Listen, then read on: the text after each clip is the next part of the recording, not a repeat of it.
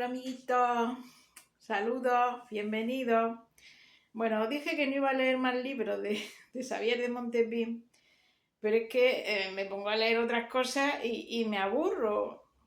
Entonces, al final, pues me he puesto y he leído que es el libro que os voy a comentar hoy de Xavier de Montepín, La hija del asesino. Yo no sé qué cosa voy a comentar previamente, me pasa a mí con los autores de ahora. Es que no los dijeron, me aburren la literatura de ahora, ¿no? Y me han regalado 50 libros seguramente. Entonces ayer, por ejemplo, digo, bueno, este autor que es desconocido, ahí está el nombre, yo no sé ni nombrarlo, Inque Kertész, Liquidación. Digo, bueno, voy a intentar leer este libro, que además es cortito y tiene la letra grande, que se lee muy bien. Bueno, pues empecé a leerlo y bueno, ya al principio me tiro para atrás. Es que una cosa, no sé si está en mí solo. Empieza el libro. Llamemos que Serú a nuestro hombre, al héroe de esta historia. Imaginamos a una persona y luego un nombre. O a la inversa, imaginamos un nombre y luego a la persona. Todo ello resulta, sin embargo, prescindible en este caso, porque nuestro hombre, el héroe de esta historia, se llama realmente Keseru. Todo ese rollo, yo no sé qué va a decir, porque tiene el libro pocas páginas, menos de 200, y ya empiezas con ese rollo, bueno, y ya sigue. Así se llamaba también su padre, e incluso su abuelo, por tanto que Keseru fue registrado con el apellido de Keseru en el registro civil. ¡Qué rollo patatero! Y así todo el tiempo, y luego se queda mirando por una ventana, que ve no sé qué. Me recuerda un poco a Marcel Proust, en busca del tiempo perdido, pero bueno, en tan poco tiempo, si se lo pasa así, es que no. O sea, un aburrimiento total. Por tanto, yo terminé este libro y probé a leer otro, pero me aburría mortalmente. Así que voy a comentar hoy La hija del asesino. Madre mía, Xavier de Montepín es una maravilla. Bueno, este, como digo en otras ocasiones, es muy difícil de conseguir. Yo lo compré por Wallapop y entre un montón de libros antiguos vi el título y luego lo negocié porque tenía varios con el vendedor y desde luego es una maravilla. Y he disfrutado mucho con la lectura, me da diferencia. ¡Uf, qué rollazo! ¡Uf! Digo, así todo el tiempo. Digo, cuando llegue a las 150 páginas, ¿qué has dicho? Nah, 1900, nah, pienso yo. Aunque a lo mejor yo soy una burra, seguramente hace porra, que no entiendo de literatura. Y es una maravilla, y yo, que soy una burra, me atrevo a decirlo. Bueno, La hija del asesino es una novela un poco diferente de Xavier de Montepín, sobre todo la primera parte. Tiene 3 partes. Y la primera se distancia mucho de la otra, ¿no? Entonces, en el sentido de que empieza la novela y es una empresa de carpintería, ¿no? Entonces te sitúa en la época 1835, que ahí no habían empezado las grandes obras en París, porque las grandes obras empezaron con Napoleón III, cuando subió al trono, y fue por el 50, me parece que fue, ¿no? Subió al poder Napoleón III, lo votaron en la República y luego dio un golpe de Estado y se hizo emperador, como su tío. Bueno, y él hizo grandes obras en París, entonces se está refiriendo a eso, que antes de la grande obra se sitúa la acción, por el 1835 o por ahí. Entonces hay una obra y están los trabajadores y han terminado la obra, son carpinteros, han terminado la obra y entonces tienen que poner una guirnalda para celebrar el fin de la obra. Y uno que es muy atrevido sube, pone la guirnalda, pero es demasiado atrevido, pierde el equilibrio y se queda colgado en el aire. Entonces los trabajadores todos pues intentan cogerlo o poner, en fin, rescatarlo porque se va a matar si se cae. Y uno de ellos, que se llama Pedro, sin decir nada, pues sube a donde él está a rescatarlo, arriesgando su vida. Pedro Landry se llama el hombre, ¿no?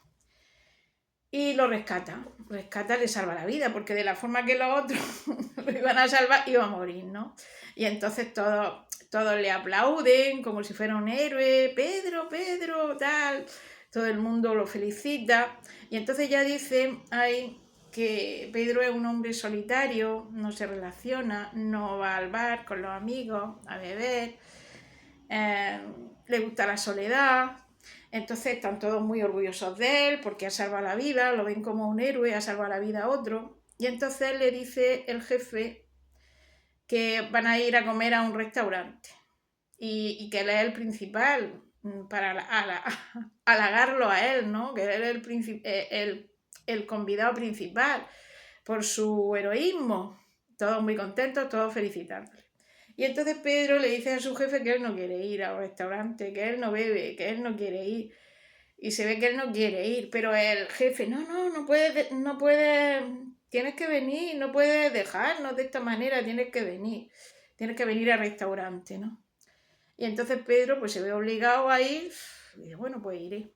Y entonces se va viendo que tiene una hija, que él está viudo, que tiene una hija de 3 años y que la tiene y que es su vida, ¿no? Se ve que ahí hay un misterio en esa persona, ¿no?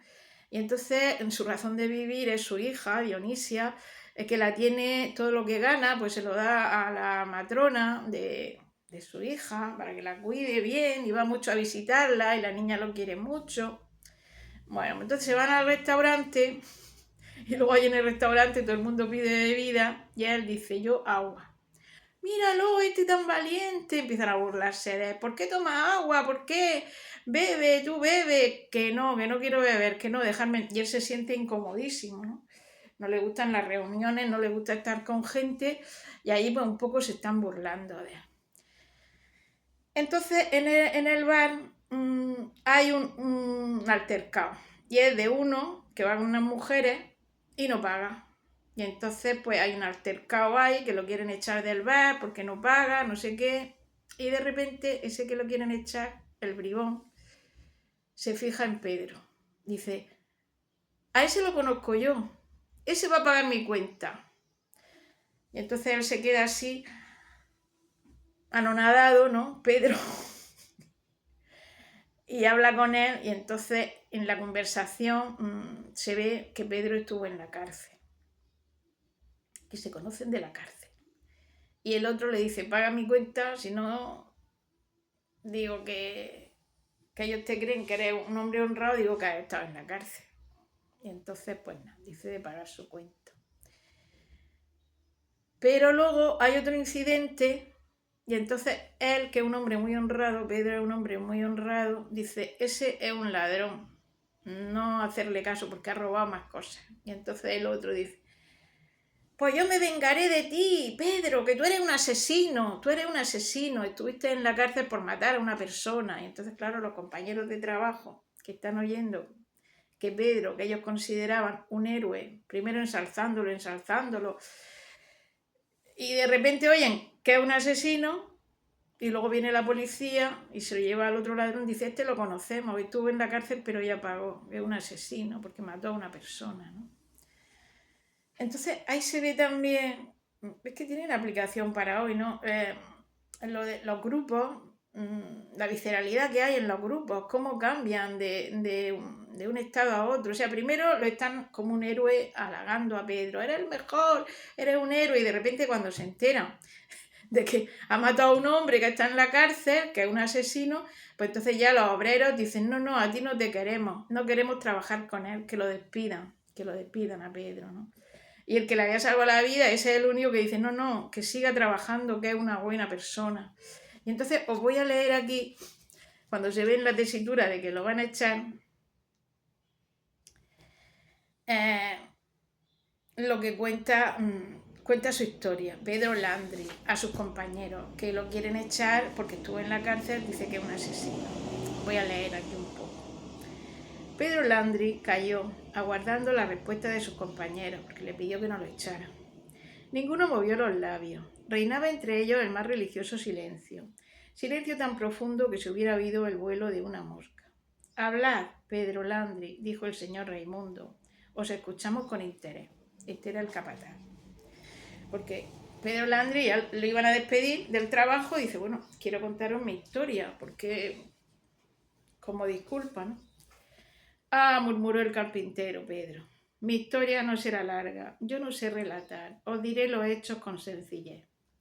Hace 2 horas, al comenzar la comida, que debía concluir tan tristemente para mí, algunos de vosotros os admirasteis de mi obstinación en beber agua, y nada más que agua.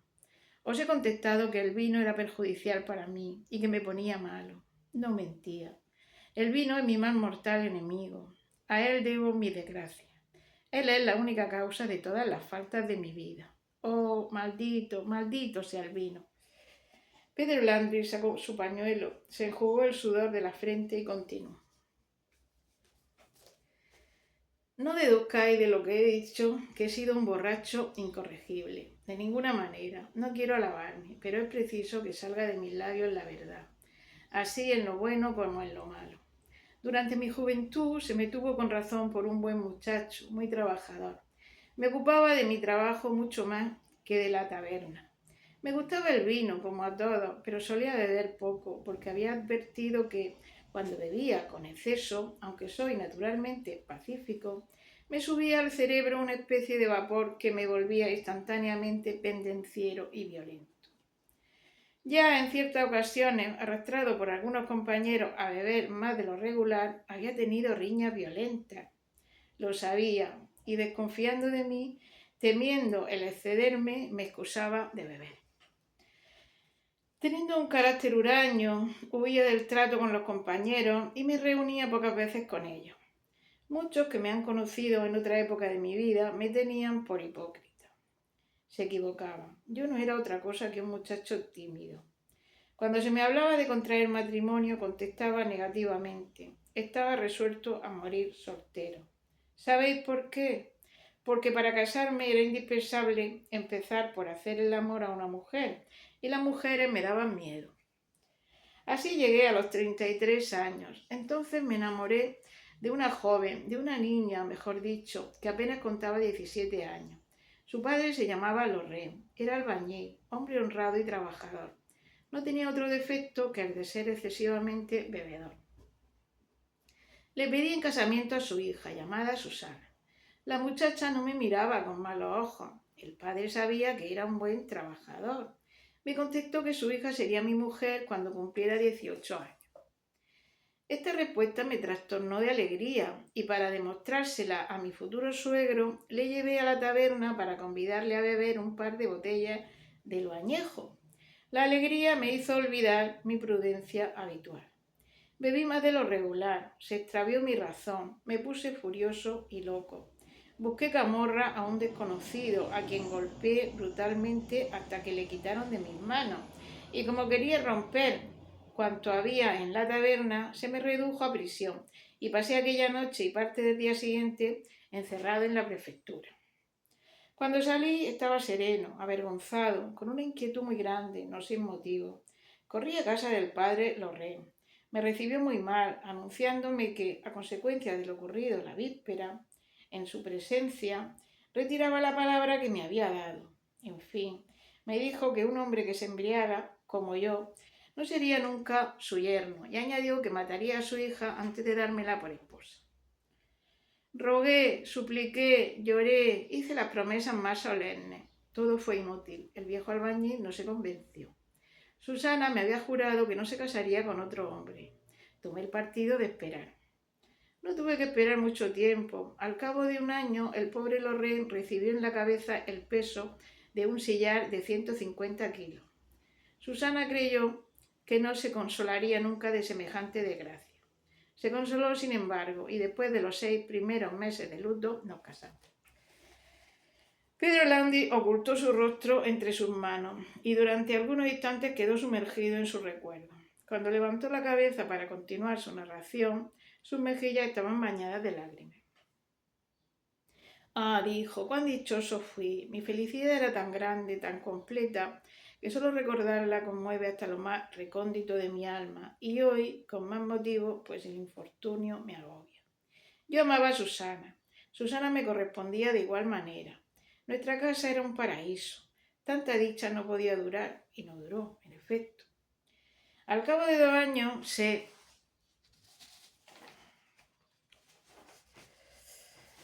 desvaneció por culpa mía, sí, por mi culpa. Mi esposa fue madre, dio a luz una niña a quien dimos por nombre Dionisia, que es hoy para mí objeto de la adoración que tuve por su madre.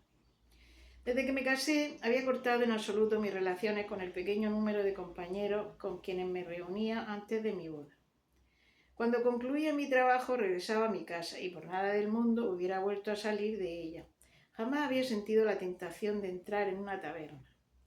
Al día siguiente del bautizo de mi Dionisia, dejé el trabajo 1 hora antes que de costumbre y me dirigía a mi casa cuando me encontré a 2 amigos antiguos a quienes hacía tiempo que no veía, 2 buenos chicos, muy amigos de bromas, pero buenos y cariñosos sobre toda ponderación.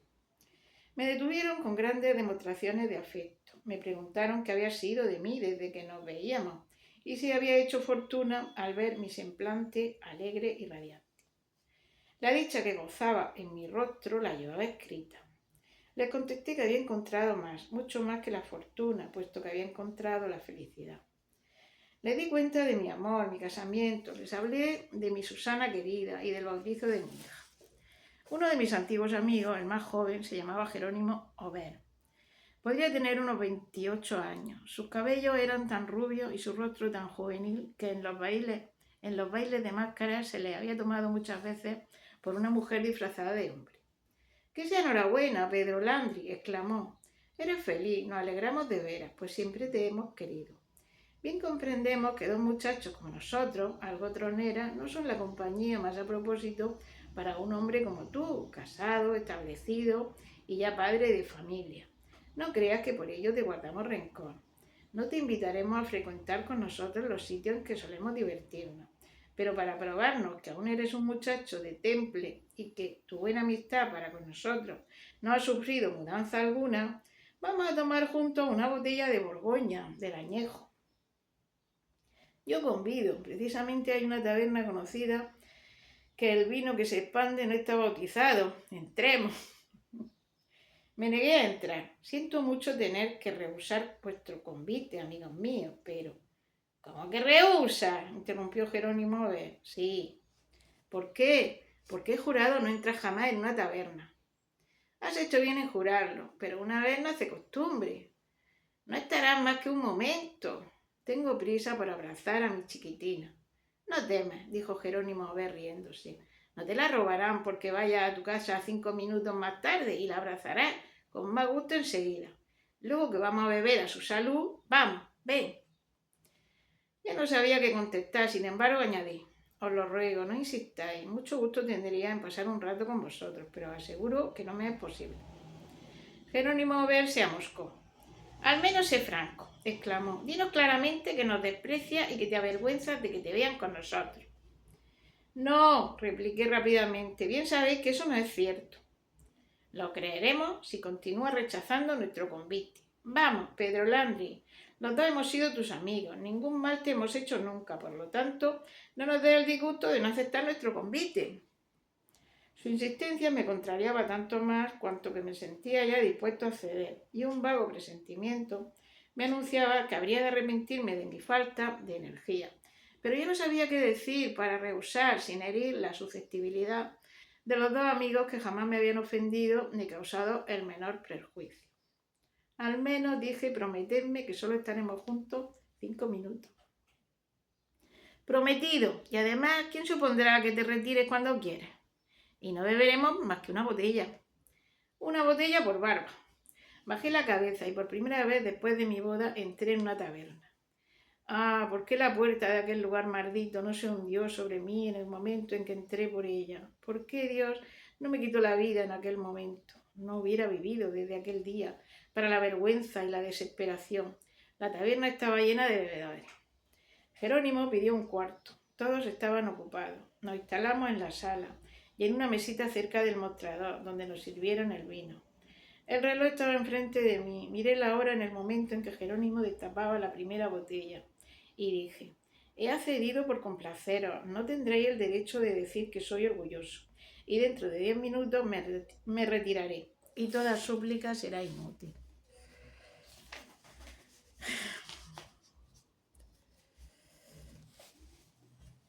La resolución era juiciosa, Dios sabe la firmeza de mi intención. Pasados los 10 minutos me puse en pie, estaba perfectamente tranquilo. Conservaba toda mi sangre fría y el vino que acababa de beber a la salud de Susana y de Dionisia me produjo el mismo efecto que un vaso de agua. ¿Cómo?, exclamó Jerónimo Ober, ¿te vas ya? Sí, ya me voy. Pero si acabamos de llegar. Hace 10 minutos que hemos entrado. ¿Y qué es eso? Vamos, quédate aún un cuarto de hora. Me habéis prometido dejarme marchar, repliqué. Es cierto, pero cuando menos bebe un vaso y enseguida nos despediremos. Al decir esto, Jerónimo me ofrecía mi vaso, que acababa de llenar hasta el borde. Yo no sé qué ridículo sentimiento de condescendencia me impidió negarme a beber. Tomé el vaso con cierta repugnancia y lo apuré de un solo trago. Una gota de agua, con ser tan poca cosa, es suficiente para que rebose un vaso. Este último trago de vino verificó en mí el efecto terrible e inexplicable que en otras ocasiones y que a toda costa hubiera debido evitar. Cruzó ante mis ojos una nube. Repentinamente me sentí embriagado y en vez de dirigirme a la puerta, según era mi intención, me dejé caer pesadamente sobre mi silla. «¡Por fin!», dijo entonces Jerónimo Ober, riendo a carcajadas. «Ya empiezas a ser un hombre. ¡A tu salud, Pedro Landry! Échate eso al coleto en 2 tiempos y un solo movimiento». Desde este instante no fui dueño de mí. Las últimas palabras de Jerónimo que puedo recordar fueron las siguientes: «Un hombre es un hombre. El marido en su casa debe llevar los pantalones y no consentir que su mujer lo maneje como un muñeco». Desde hacía un momento, como os he dicho, era presa de una embriaguez que al apoderarse de mí me arrastra a cometer actos de salvajismo inexplicable. Las palabras de Jerónimo Ober son las mismas que se repiten 100.000 veces al día en todas las tabernas de la tierra. ¿En qué podían ofenderme? En nada, estoy seguro. Un furor repentino, el furor del dogo a quien se quiere quitar la presa, se apoderó de mí, como si el pobre Jerónimo acabara de insultar gravemente a Susana. Una nube de sangre me cegó, me levanté y lanzándome a él grité con rabia: «¡Miserable! Te prohíbo hablar de mi mujer. ¿Lo oyes bien? Te lo prohíbo». Me había apoderado de una botella. Jerónimo retrocedió maquinalmente diciendo: «¡Se ha vuelto loco!». Lo que ocurrió después desapareció detrás de una nube sombría. Apenas sí recuerdo confusamente una lucha cuerpo a cuerpo, un espantoso tumulto, gritos agudos y gemidos desesperados. Bueno, voy a leer un poco más porque ya veis qué interesante, ¿no? Estas cosas pues pasaban antes y pasan ahora también, ¿no? Hace reflexionar de la vida. Cuando recobré la razón me encontraba solo en un calabozo, tendido sobre una cama de hierro. Una camisa de fuerza sujetaba mis brazos y paralizaba mi movimiento. Imaginé que estaba bajo la impresión de un espantoso sueño o de un acceso de demencia de que no podía darme cuenta. Un carcelero entró, se acercó a mí con cierta desconfianza e inquietud, aunque la camisa de fuerza debía tranquilizarme. Cuando advirtió mi estado tranquilo, su terror se disipó, pero aumentó su extrañeza. Entonces le interrogué. Imaginad lo que yo experimenté al saber todo lo ocurrido la víspera. Un rayo que hubiera caído sobre mí no me hubiera causado tanto daño. Había cometido un crimen monstruoso, inconscientemente. Había sacado del bolsillo mi compás de carpintero. Jerónimo Ober, herido por mí en medio del corazón, cayó muerto en el acto y, no satisfecho con matarle, pisoteé su ensangrentado cadáver. Hacía 16 horas que estaba en el calabozo. La justicia de los hombres me iba a pedir cuenta de un asesinato infame y cobarde y mi esposa, mi desgraciada esposa, enferma y débil, aún ignoraba lo ocurrido. He aquí a dónde me había conducido el vino y la debilidad de mi carácter. He aquí el abismo en que me había precipitado.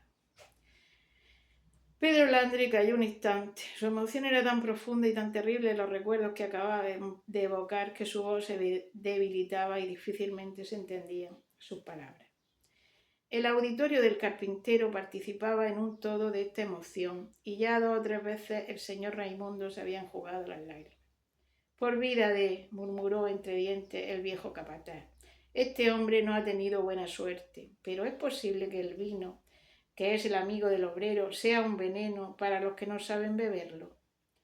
Pedro Landry contestó: no sabéis lo que es una sumaria criminal y sois dichosos ignorándolo. La de mi causa no fue larga. 20 testigos habían presenciado el hecho. Solo yo, podía llorar sin acertar a contestar a nada, pues de nada me acordaba. Era culpable, pero inocente de intención. Lloraba igualmente por mi víctima que por mi suerte. Mi defensor consiguió una licencia para que mi pobre Susana pudiera visitarme. Acudió a verme acompañada de mi hija Dionisia. Aquella querida y santa mujer me amaba lo mismo que antes de cometer el crimen. No dudaba de mí. Sabía muy bien que mi voluntad no entraba por nada en el golpe descargado por la mano. Me compadecía con toda su alma y no cesaba de amarme, tratando de darme valor. Su presencia me causó alegría y dolor al mismo tiempo. La vi tan cambiada, tan pálida y delgada, que adiviné desde luego la cruel amargura que me esperaba. La pobre no podía hacerse superior a tanta desgracia. Mi prisión, el crimen que pesaba sobre mí, había sido para ella un golpe mortal. Pasé al tribunal. Que Dios libre a mi mayor enemigo de verse en el banquillo de los acusados frente a los jueces que os escuchan y rodeado de curiosos que no cesan de mirar. No sé cómo he podido resistir tal suplicio, que duró 3 horas. El procurador del rey estuvo inexorable. Después de haberle oído esto, el procurador del rey, porque entonces tenían rey. En otras novelas que he leído dice el procurador de la república, por ahí estaban cambiando siempre de régimen. Después de haberle oído, me quedé convencido de que la guillotina sería considerada pequeña pena. Mi defensor era un joven de palabra fácil y sencilla, pero tan persuasivo que su razonamiento iba derecho al corazón del oyente.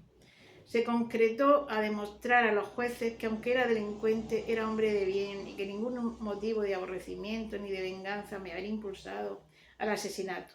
Recordó todos mis antecedentes hasta el día en que mis amigos y yo nos encontramos. Probó que siempre había ganado la estimación de cuantos me conocían y que, conociendo los efectos terribles de la bebida en mi organización, había hecho todo lo posible para no beber. Por fin supo de tal suerte contrarrestar y rebatir todos los argumentos del acusador que cuando dejó de hablar me sentí vindicado por completo. El efecto producido por la defensa en el tribunal, en los miembros que se componía el jurado, fue favorable desde luego. Fui declarado reo de lesiones y heridas que ocasionaron la muerte de la víctima, pero sin premeditación ni causa alguna agravante. Se me condenó a 2 años de prisión. He sufrido mi condena en la casa central de Poissy. Allí fue a donde conocí al miserable Raboinet. Bueno, Raboinet, este que digo que entró al bar y que dijo que era amigo suyo. Mientras expiaba mi culpa, recibía con regularidad todas las semanas cartas de mi Susana. Aquella infeliz nunca se quejaba, pero me daba cuenta, sin ver en ello un presagio funesto, de su estado progresivo de debilidad. Tal vez si hubiese podido combatir el mal a fuerza de cuidado y descanso con la alimentación fortificante y una vida libre de inquietud y de pesares. Yo pensaba esto continuamente, aumentando mi desesperación. Ya no tenía el menor recurso, y Susana, después de haber agotado la pequeña cantidad fruto de nuestra economía, arrastraba una vida de trabajo y privaciones, viéndose obligada a ganar a fuerza de fatiga su mezquina subsistencia.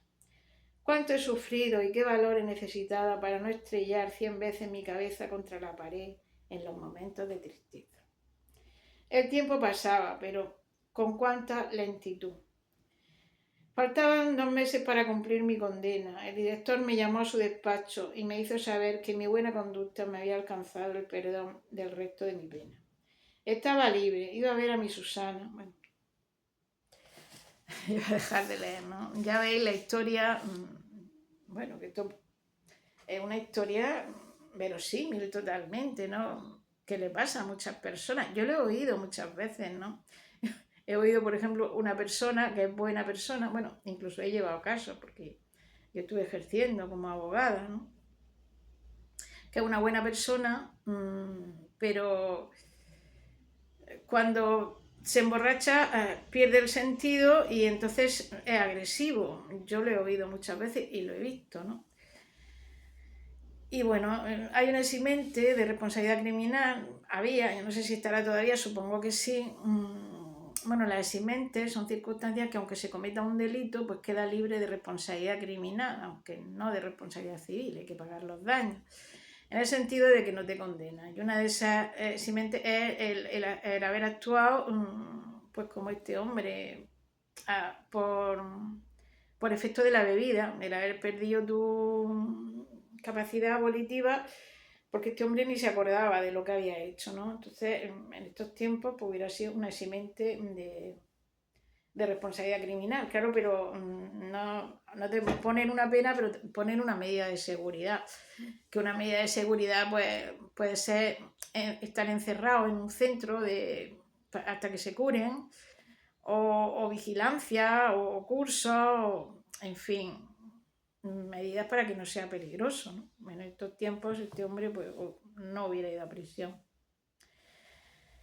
Bueno, entonces pues ya veis que en un momento te está contando una historia, al libro esto de ahora, un rollo ahí que al final llega a las 200 páginas y no pasa nada más que los pensamientos de uno para allá, para acá, para acá. Pues es un aburrimiento total. Bueno, Sandor Maray sí me gustó, pero este, por Dios santo. Entonces, bueno, en la primera parte, ya digo que aquí aparecen obreros, trabajadores. Entonces me recuerda a las novelas de Zola, pues, por ejemplo Germinal, que era de las minas, lo trajo en la mina, o La Taberna, ¿no? Personajes así, pues como Pedro Landi, trabajadores, pues me recordaba esas novelas. Bueno, aquí en la primera parte lo que ocurre, que no sigo leyendo, es que cuando sale de la cárcel, pues se encuentra a su mujer, claro, pues de pasar hambre, los 2 años que no podía, pasando hambre, y su hija pues se la encuentra enferma y muere la mujer, muere por... Esto pasa mucho en muchas novelas, se ve, todo también de Víctor Hugo, se ve que se pasaban muchos trabajos antes, ¿no? De hecho la Revolución Francesa fue por eso, se rebeló el pueblo porque estaba pasando hambre, ¿no? Incluso del siglo XIX, yo he leído del siglo XX, principio del siglo XX, pues también se ve mucha miseria, así en novelas lo he visto, que se basan en hechos reales, ¿no? Pues la pobre mujer de este pues se muere de hambre, entonces él se queda con su hija y bueno, ya había encontrado trabajo ahí, entonces ya llega al momento presente en que tiene a su hija y está ahí que lo van a despedir del trabajo. Bueno, y ahí ocurre, esta es la primera parte, ocurre otro incidente, la cuestión es que al final se queda sin trabajo, se queda sin nada con la hija, se queda en la miseria, entonces aparece un hombre rico que él ve que su hija se está muriendo y no tiene dinero para cuidarla, y entonces el hombre rico dice que él es rico y le propone adoptar a su hija, a Dionisia. Y él, como no tenía medios, la niña estaba enferma y él no tenía remedio para curar a su hija, pues se la cede al rico, ¿no? Ahí termina la primera parte. Bueno, pasan más cosas. Pues la verdad que en estas novelas que pasan muchas cosas, y es que es emocionante, ya veis que bien relata, que bien expresa los sentimientos de las personas, si es que te atrapa, Esto yo no sé por qué no. Esto está descatalogado y todas las cabeturrias que ponen ahora, que es un aburrimiento. Y nada, termina la primera parte en que a la hija la adoptan, ¿no? Y luego en la segunda parte pasan 15 años y entonces aparece otro escenario, ¿no? De lo que ha sido de la niña con el padre adoptivo. Y bueno, no cuento más. Entonces ahí es como otra novela, porque ya esto, como han pasado 15 años, es como otra historia. Entonces aparece la hija, él está trabajando, tiene un negocio, el padre adoptivo, y ella está ahí. Y él está trabajando de capataz también en el negocio. Y es que te mete enseguida, ya estoy viendo cómo te mete enseguida en la historia y te atrapa lo buen narrador que es Xavier de Montepín. Yo ahora voy a intentar leerme otro libro, porque tengo ahí más de 50, aparte de los que tengo míos.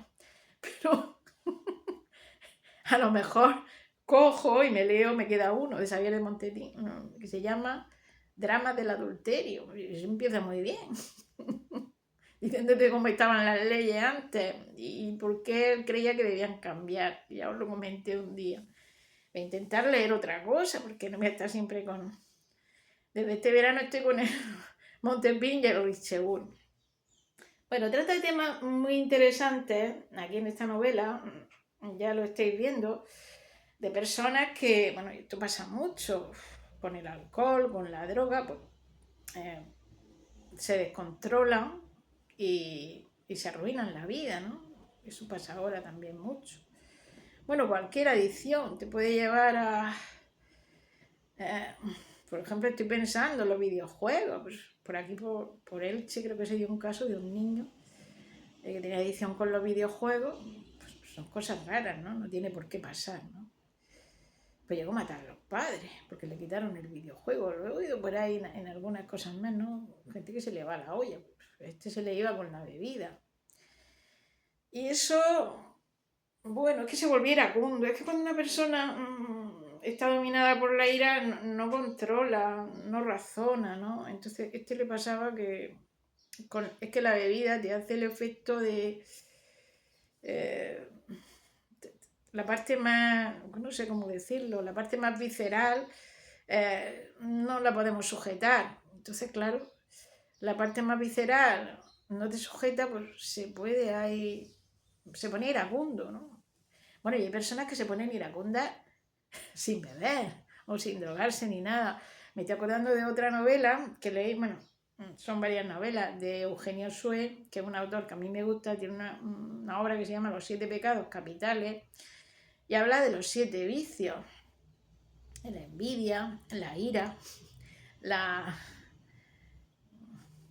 vagancia, no sé, la pereza, sí me hizo mucha gracia de la pereza. Pero bueno, Eugenio Sue, en el de la ira, pues es un hombre que sin beber pues tenía ataques de ira y eso no se podía controlar. Y entonces pues le pasaba un poco como a este, después se arrepentía, eso le perjudicaba, ¿no? Y bueno, ya intenta ese vicio que tiene, encauzarlo de alguna manera, sublimarlo para que no le perjudique y en beneficio de la humanidad. Entonces, en aquel caso, aquel que era tan iracundo, se pone a trabajar para el gobierno, en cazar piratas, me parece que era, ¿no? No, en luchar contra la injusticia. Y bueno, y aquello pues lo encauza. Es que tenemos los defectos que tenemos, y este también intenta encauzarlo no bebiendo. Los defectos que tenemos, pues tenemos que ir superándonos y encauzarlos de alguna manera, ¿no? Y bueno, yo os recomiendo esta lectura, yo he disfrutado mucho. La segunda y la tercera parte sí van seguidas, pero de la primera parte a la segunda pasan 15 años, ¿no? Y es una historia muy bonita. Bueno, amiguitos, pues nada, saludos. Gracias por venir.